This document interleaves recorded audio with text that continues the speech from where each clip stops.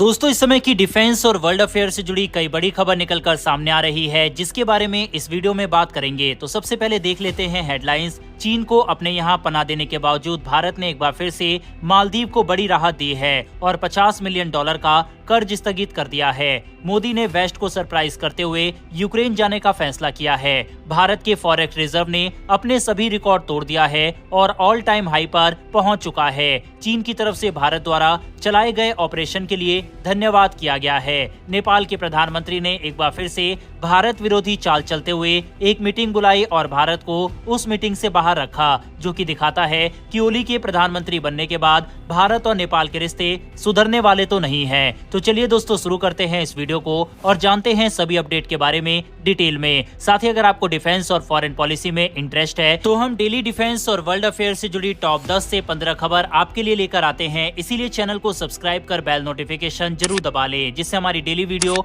आप तक सबसे पहले पहुंच सके। तो चलिए शुरू करते हैं इस वीडियो को। पहले दोस्तों बात करते हैं मालदीव से निकल कर आ रही खबर से। दरअसल जैसा कि हम सब जानते हैं कि जब से मौजू की सरकार बनी है तब से भारत और मालदीव के रिलेशन अच्छे नहीं चल रहे। साथ ही चीन के जहाज और चीन की मौजूदगी मालदीव में लगातार बढ़ती जा रही है और वह वहां पर इंफ्रास्ट्रक्चर और बुनियादी ढांचे का विकास कर रहा है, जिससे अपनी मौजूदगी को वहां पर बढ़ाकर भारत पर नजर रखी जा सके। और हमने देखा है कि लगातार चीनी जहाज मालदीव के बंदरगाहों पर पहुंच रहे हैं, जिसमें चीन के अत्याधुनिक जासूसी जहाज भी शामिल है। लेकिन दोस्तों, इन सब के बावजूद भारत की तरफ से लगातार मालदीव की मदद की जा रही है। भारत ने मालदीव को राहत देते हुए $50 मिलियन का कर्ज फिलहाल स्थगित कर दिया है। भारत सरकार ने मालदीव का फूड कोटा भी बढ़ाने का फैसला किया है। मालदीव के 59वें स्वतंत्रता दिवस के अवसर पर हुए एक समारोह में बोलते हुए राष्ट्रपति मोहम्मद माइजू ने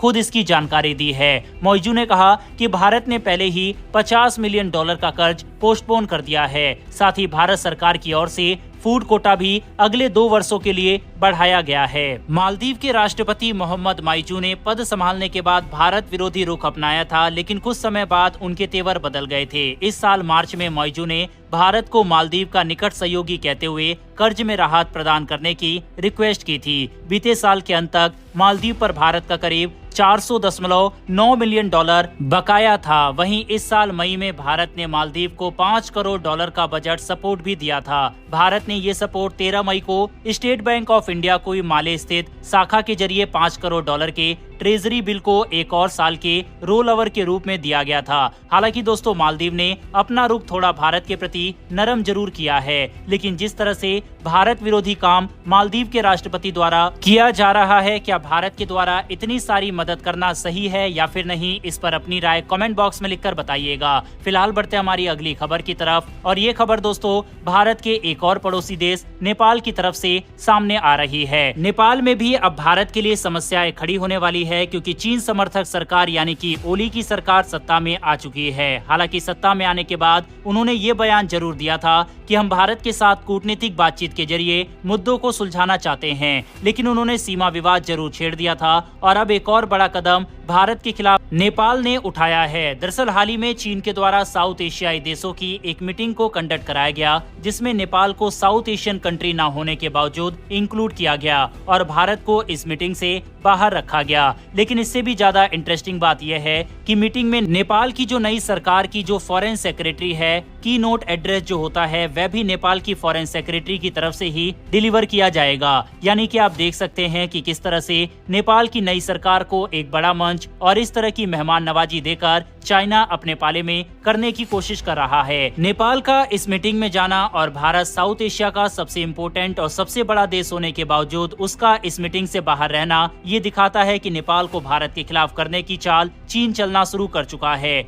यही कारण है कि नेपाल सीमा विवाद को भी छेड़ रहा है और चीन के कहने पर भारत को उकसाने वाला कदम उठा रहा है। बहरहाल इस खबर के ऊपर अपनी राय कमेंट बॉक्स में लिखकर बताइएगा। बढ़ते हमारी अगली खबर की तरफ। ये खबर दोस्तों इकोनॉमी से जुड़ी हुई है और भारत के फॉरेक्स रिजर्व को लेकर सामने आ रही है। दरअसल दोस्तों, भारत का विदेशी मुद्रा भंडार यानी कि फॉरेक्स रिजर्व $670.86 बिलियन पर पहुंच चुका है। वहीं पर ये ऑल टाइम हाई है। भारत का फॉरेन एक्सचेंज रिजर्व कभी भी इस आंकड़े को टच नहीं किया है। इसमें $4 बिलियन का इजाफा हुआ है और $666 बिलियन जो कि पिछला ऑल टाइम हाई था, उससे बढ़कर $670 बिलियन पर पहुंच गया है। वहीं रिजर्व बैंक ऑफ इंडिया की तरफ से जारी ताजा आंकड़ों के अनुसार भारत की फॉरेन करेंसी एसेट भी $2.57 बिलियन से बढ़कर $588.05 बिलियन हो गई है। वहीं सोने के भंडार में भी $1.32 बिलियन का इजाफा हुआ है और यह अब $59.99 बिलियन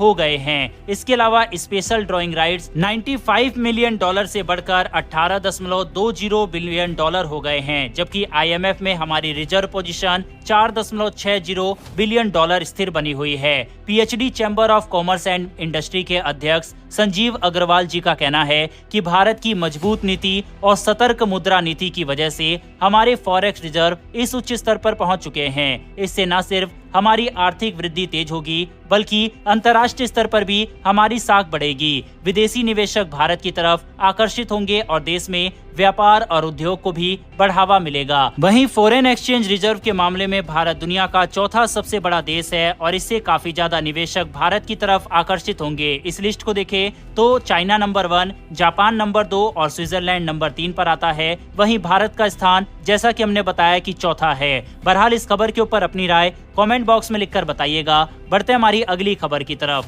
ये खबर दोस्तों काफी चौंकाने वाली है। दरअसल भारत ने वेस्ट और अमेरिका सहित कई देशों को चौंकाते हुए ये घोषणा की है कि भारतीय प्रधानमंत्री नरेंद्र मोदी यूक्रेन की विजिट पर जाने वाले हैं। ये सच में काफी शॉकिंग खबर है और ये भारत की डिप्लोमेसी और गुटनिरपेक्ष नीति का बहुत बड़ा उदाहरण है, जो कि इससे पहले भी भारत कई बार दे चुका है। आपको याद होगा कि जब भारत के प्रधानमंत्री इजराइल के दौरे पर गए थे, उस समय भी काफी बवाल मचा था कि पीएम मोदी सिर्फ इजराइल के दौरे पर गए और फिलिस्तीन के दौरा करके नहीं आए, और बाद में पीएम मोदी ने अलग से फिलिस्तीन का दौरा किया था। और अब यही चीज यहाँ पर भी देखी जा रही है। भारतीय प्रधानमंत्री पहले रूस का दौरा करके आए और अब यूक्रेन के दौरे पर अलग से जाएंगे। ये खबर इसलिए भी काफी ज्यादा महत्वपूर्ण हो जाती है क्योंकि जब भारतीय प्रधानमंत्री नरेंद्र मोदी रूस के दौरे पर गए थे, उस समय यूक्रेन काफी ज्यादा भड़का हुआ था। यूक्रेन के राष्ट्रपति जेलेंस्की ने भारतीय प्रधानमंत्री और भारत की डेमोक्रेसी पर भी निशाना साधा था और कहा था कितने बड़े डेमोक्रेटिक कंट्री के प्रधानमंत्री रूस के राष्ट्रपति से गले लगना यह बेहद शर्मनाक है। लेकिन अब हालात बदल चुके हैं और भारतीय प्रधानमंत्री यूक्रेन के दौरे पर जा रहे हैं। और दोस्तों ऐसी उम्मीद जताई जा रही है क्योंकि भारत के रिलेशन रूस और यूक्रेन दोनों से अच्छे हैं, तो कुछ पीस टॉक को लेकर या फिर दोनों देशों के बीच में युद्ध को रुकवाने के लिए रूस की डिमांड यूक्रेन के सामने पीएम रख सकते हैं। हालांकि यूक्रेन के प्रेसिडेंट की तरफ से कई बार ये बोला गया है कि पीएम मोदी एक अच्छे मीडिएटर की भूमिका निभा सकते हैं। आपको बता दें, जब पीएम मोदी तीसरी बार प्रधानमंत्री बने थे, तब जेलेंस्की ने भारतीय प्रधानमंत्री को बधाई देते हुए यूक्रेन में इनवाइट किया था और अब अगले महीने यानी कि अगस्त में यूक्रेन के दौरे पर भारतीय प्रधानमंत्री नरेंद्र मोदी जाने वाले हैं। इस दौरे को लेकर आपकी क्या राय है, कमेंट बॉक्स में लिखकर बताइएगा। बढ़ते हमारी अगली खबर की तरफ। ये खबर दोस्तों चीन के एम्बेसडर के द्वारा दिए गए हालिया बयान को लेकर है। दरअसल 23 जुलाई को भारतीय नौसेना ने एक चीनी नाविक की जान बचाई थी। ये नाविक एक बड़े जहाज पर था और उसे गंभीर चोट लगी थी। मुंबई के मैरीटाइम रेस्क्यू कोऑर्डिनेशन सेंटर को इस हादसे की सूचना मिली और उन्होंने तुरंत मदद भेजी। भारतीय नौसेना का एक हेलीकॉप्टर सुबह 5:50 पर INS सिक्र से उड़ान भरा। खराब मौसम और तेज हवाओं के बावजूद नौसेना के जवानों ने बहादुरी से काम किया और उस चीनी नाविक को सुरक्षित उठा लिया। चीनी राजदूत ने भारतीय नौसेना की तारीफ की और कहा कि वह नाविक अब इलाज करवा रहा है। उन्होंने कहा कि हम भारतीय नौसेना द्वारा किए गए आपातकालीन मेडिकल रेस्क्यू की सराहना करते हैं। अब चीनी नागरिक का इलाज चल रहा है। चीन और भारत दोनों में लोग पहले और जीवन पहले की सोच है। इस ऑपरेशन में इंडियन कोस्ट गार्ड शिप सम्राट ने भी मदद की। इस संयुक्त ऑपरेशन ने दिखाया कि कैसे भारत संकट के समय में भी दूसरों की मदद के लिए तैयार रहता है। यही कारण है कि इस ऑपरेशन के लिए चीन की ओर से भारत का धन्यवाद किया गया। बहरहाल दोस्तों इस वीडियो में इतना ही। अगर आपको ये इन्फॉर्मेशन और वीडियो पसंद आई हो तो वीडियो को लाइक करके हमारी आने वाली डेली डिफेंस और वर्ल्ड अफेयर से जुड़ी इस तरह की वीडियो के लिए चैनल को सब्सक्राइब कर बेल नोटिफिकेशन अवश्य दबा ले। फिर मिलेंगे ऐसी एक नई वीडियो के साथ। धन्यवाद। जय हिंद।